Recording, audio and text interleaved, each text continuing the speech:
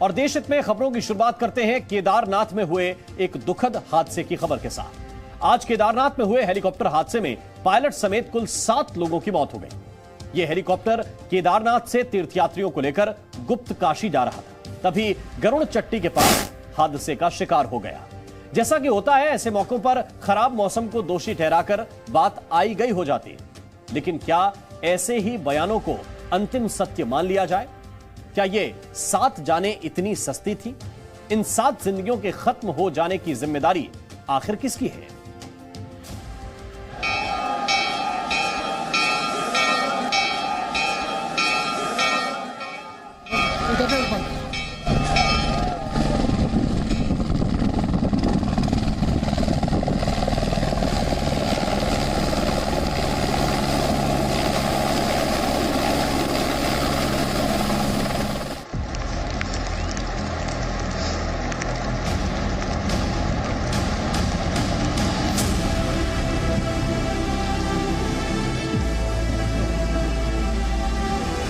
केदारनाथ धाम का कपाट बंद होने से कुछ दिन पहले हुए एक दर्दनाक हेलीकॉप्टर हादसे में दर्शन करके वापस लौट रहे श्रद्धालुओं की मौत की खबर देश को गमजदा कर गई। लेकिन केदारनाथ धाम में यह हेलीकॉप्टर हादसा कैसे हुआ? क्या मौसम मशीन पर भारी पड़ गया या फिर तकनीकी खामी हादसे की वजह बनी? इन सवालों का जवाब देने से पहले हम आपको बताते हैं आखिरकार ये पूरा हादसा हुआ कैसे। सबसे पहले आप हादसे की तस्वीरों को देखिए। आर्यन हेली सर्विस के इस चॉपर का मलबा केदारनाथ घाटी के नीचे गरुड़ चट्टी के पास बिखरा हुआ है। चॉपर के कई टुकड़े इधर उधर पड़े हैं। चॉपर में आग लगी हुई है। हादसे का पहला वीडियो देखकर समझा जा सकता है कि इस हेलीकॉप्टर के अंदर मौजूद लोगों का क्या हुआ होगा। इस हादसे में पायलट समेत हेलीकॉप्टर में सवार सभी 7 लोगों की मौत हो गई। ये तो आर्यन एविएशन जो हेलीकॉप्टर कंपनी है, उनका कंपनी का हेलीकॉप्टर था। उसमें जो पायलट साहब का नाम है कैप्टन अनिल, वो मुंबई से है बता रहा है। कैप्टन अनिल मुंबई। और जो पैसेंजर्स का नाम है, एक तो पूर्वा रामानुज, दूसरा कृति विराट, तीसरा उर्वी, चौथा सुजाता, प्रेम कुमार, कला। ये 6 लोगों का है। इनमें से 3 लोगों का गुजरात से बता रहे हैं, एक का जो है कर्नाटका से बता रहे हैं, एक झारखंड से बता रहे हैं, और एक और जो पिलग्रिम है उनका अभी इंफॉर्मेशन कलेक्ट किया जा रहा है। पता होने के बाद जो है डिटेल्स शेयर करेंगे। Uttarakhand civil aviation development authority की ओर से उन तीर्थयात्रियों और पायलट के नाम की लिस्ट भी जारी की गई जिनकी हादसे में मौत हुई है। इस हेलीकॉप्टर के पायलट कैप्टन अनिल थे, जो मुंबई के निवासी हैं। इसके अलावा पूर्वा रामानुज, कृति बराड़, उर्वी, सुजाता, प्रेम कुमार, ये सभी हेलीकॉप्टर में मौजूद थे। जिन तीर्थयात्रियों की इस हादसे में मौत हुई, उनमें 3 गुजरात और एक झारखंड और कर्नाटक के रहने वाले थे।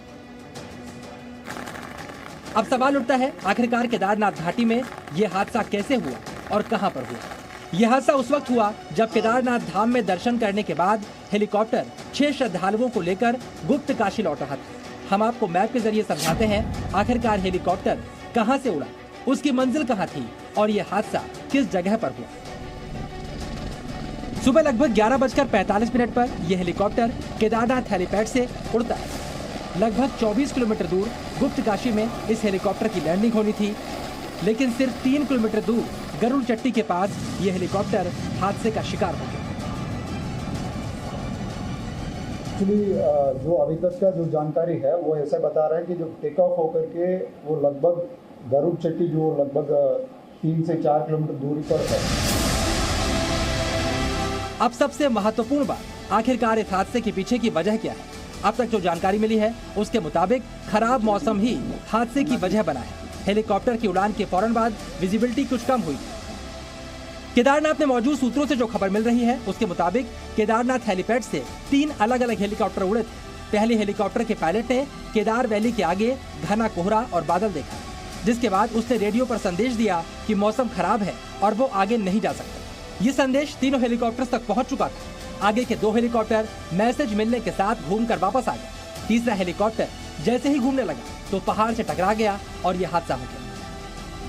हम आपको इस वक्त तस्वीरों में वो रूट भी दिखा रहे हैं जिसके जरिए हेलीकॉप्टर केदारनाथ से पाटा या गुप्त काशी की ओर रवाना होते हैं। इन पहाड़ी रास्तों में अगर विजिबिलिटी कम हो तो पायलट के लिए उड़ान कितनी मुश्किल हो जाएगी समझा जा सकता है।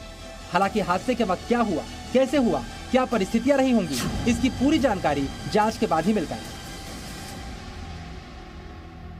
कंप्लीटली विजिबिलिटी नहीं हुआ होगा तो उस संबंध में जो है क्या एक्चुअली घटना हुआ है वो पूरा इंक्वायरी के बाद जो है हमें स्पष्ट पता चलेगा कि विजिबिलिटी खराब होने के बाद वो क्या कहीं पे टकराया गया है या क्या है। ये इंफॉर्मेशन जो है बाद में इंक्वायरी के बाद पता चलेगा। हादसे के बाद प्रधानमंत्री नरेंद्र मोदी, गृह मंत्री अमित शाह, एविएशन मिनिस्टर ज्योतिरादित्य सिंधिया समेत उत्तराखंड के मुख्यमंत्री पुष्कर धामी ने भी दुख जाहिर किया है। इसी के साथ हादसे की जांच के आदेश भी दे दिए गए हैं। फिलहाल हादसे के बाद राहत और बचाव कार्य शुरू किया गया है। हादसा इतनी तेजी से हुआ कि रेस्क्यू टीम के मौके तक पहुंचते पहुंचते सब कुछ खत्म हो चुका था। केदार घाटी में हुए इस हादसे से सारा देश गमजदा है, लेकिन सवाल भी खड़े हो रहे हैं, क्या हेलीकॉप्टर हादसों से सबक नहीं लिया जा रहा? अमित प्रकाश के साथ रामानुज, जी मीडिया, देहरादून। और केदारनाथ में हुए हेलीकॉप्टर हादसे में 7 लोगों की मौत हो गई। लेकिन केदार घाटी में हुआ ये कोई पहला हादसा नहीं था। पिछले 10 साल में यहां कई बार आसमानी मशीन हादसे का शिकार हो चुकी है। जी हां, 21 जून 2013 में गरुड़ चट्टी के पास हेलीकॉप्टर क्रैश हुआ और इस हेलीकॉप्टर हादसे में दोनों पायलट सुरक्षित बच गए थे। 25 जून 2013 को भी एक बड़े हादसे में सेना का Mi-17 हेलीकॉप्टर क्रैश हुआ। यह हादसा उस वक्त हुआ जब केदार त्रासदी के दौरान रेस्क्यू का काम जारी था और इस हादसे में वायु सैनिकों समेत 20 से ज्यादा लोगों की मौत हुई। 24 जुलाई 2013 को एक प्राइवेट चॉपर क्रैश हुआ था। हादसे में पायलट और को पायलट दोनों की मौत हो गई। 3 अप्रैल 2018 को एयरफोर्स का कार्गो हेलीकॉप्टर भी क्रैश हुआ था और इस हादसे में एक व्यक्ति की मौत हुई। और 23 सितंबर 2019 को एक हेलीकॉप्टर की क्रैश लैंडिंग हुई थी, लेकिन भाग्य से सभी 6 यात्री इसमें सुरक्षित बच गए थे। तो केदारनाथ में हुए हेलीकॉप्टर हादसे के बाद कई सवाल भी खड़े हो रहे हैं और सबसे बड़ा सवाल केदारनाथ धाम में तेजी से लोकप्रिय हुई हेलीकॉप्टर सेवा की सुरक्षा पर खड़ा हुआ है। हेलीकॉप्टर से यात्रा करने की वजह से यह यात्रा आसान तो हुई है, लेकिन हादसे से लोगों में एक डर भी बैठेगा। सवाल यह भी उठ रहा है कि क्या हेलीकॉप्टर सेवा देने वाली कंपनियां सुरक्षा नियमों का पालन करती हैं? हमने इसकी पड़ताल करने वाली एक ग्राउंड रिपोर्ट फाटा से तैयार की है, जहां से केदार घाटी के लिए नियमित हेली सेवा संचालित होती है।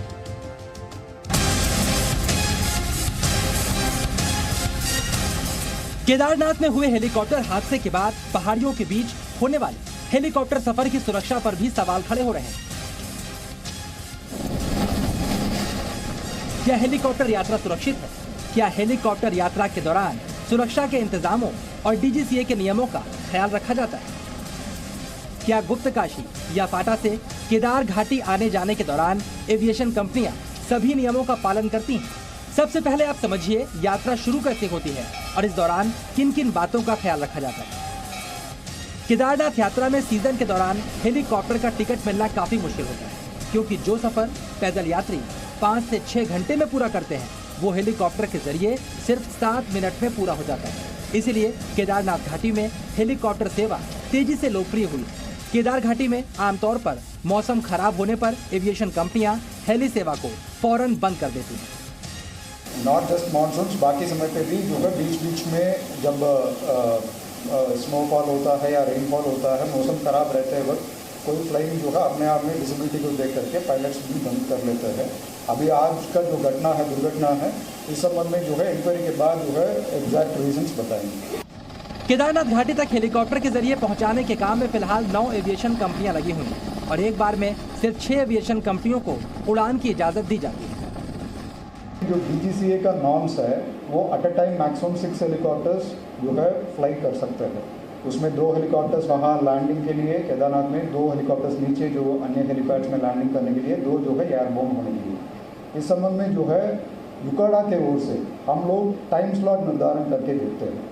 टोटल 9 ऑपरेटर्स है, उनमें से 6 ऑपरेटर्स एट अ टाइम जो है मैक्सिमम हम टाइम स्लॉट देते हैं। उस टाइम स्लॉट में जो है वो केवल वही 6 ऑपरेटर्स उड़ सकते हैं, कोई और ऑपरेटर्स उड़ नहीं सकते। केदारनाथ घाटी की हेलीकॉप्टर सेवा के बारे में समझने के लिए जी न्यूज़ फाटा में मौजूद एक ऐसे ही हेलीपैड पर पहुंचा जहां से केदारनाथ घाटी के लिए उड़ान भरी जाती है। यहां पर हमने ये समझने की कोशिश की कि यात्रा के दौरान किस किस तरह की सावधानियां बरती जाती हैं। इस वक्त मैं फाटा में मौजूद हूँ और ये हेलीपैड है और थोड़ी देर बाद यहीं से हेलीकॉप्टर आकर हमको यहाँ से लेकर जाएगा और थुम्बी एविएशन यहाँ पर हेलीकॉप्टर की तमाम जो यात्राएं होती हैं वो संचालित करती है। हमें यहाँ आने के बाद सबसे पहले बताया गया कि हमें क्या करना है और क्या नहीं करना। हेलीकॉप्टर पर बैठने से पहले हमें तमाम इंस्ट्रक्शन दिए गए और बताया गया कि हेलीकॉप्टर पर अगर आप बैठ रहे हैं तो आप पीछे की तरफ नहीं जाएंगे, जो पंखा घूमता है उससे खतरा हो सकता है। और तमाम इंस्ट्रक्शन देने के बाद हमें यहाँ से रवाना करने के लिए कहा गया है। ये पूरी जो फ्लाइट होगी वो 7 मिनट की होगी, यानी हम यहाँ से उठेंगे और 7 मिनट में हम बाबा केदारनाथ धाम में पहुँच जाएंगे। इसके अलावा हेलीकॉप्टर की सवारी करने वाले सभी यात्रियों के वजन का भी ख्याल रखा जाता है। यात्रियों को हेलीकॉप्टर में बिठाने और हेलीकॉप्टर से उतारने के लिए एविएशन कंपनी के कर्मचारी मौजूद रहते हैं। चलिए अब हम आपको केदार घाटी में हेली उड़ान के दौरान बरती जाने वाली सावधानियों के बारे में बताते हैं। हेलीकॉप्टर की उड़ान में संतुलन बेहद जरूरी होता है, इसीलिए उड़ान से पहले सभी यात्रियों का वजन किया जाता है। इसी वजन के हिसाब से यात्रियों का ग्रुप बनता है। हेलीकॉप्टर की क्षमता और यात्रियों के वजन के हिसाब से ही यात्रियों का ग्रुप तैयार किया जाता है। हेलीकॉप्टर में वजन के हिसाब से ही बैठने की व्यवस्था होती है। यात्रियों को सफर के बारे में जरूरी हिदायतें दी जाती है। हेलीकॉप्टर यात्रा के दौरान फोटोग्राफी की इजाजत नहीं होती है। हेलीकॉप्टर के पैनल को छूने की मनाही होती है और एक वक्त में केदार घाटी रूट में सीमित हेलीकॉप्टर्स की उड़ान को ही इजाजत दी जाती है।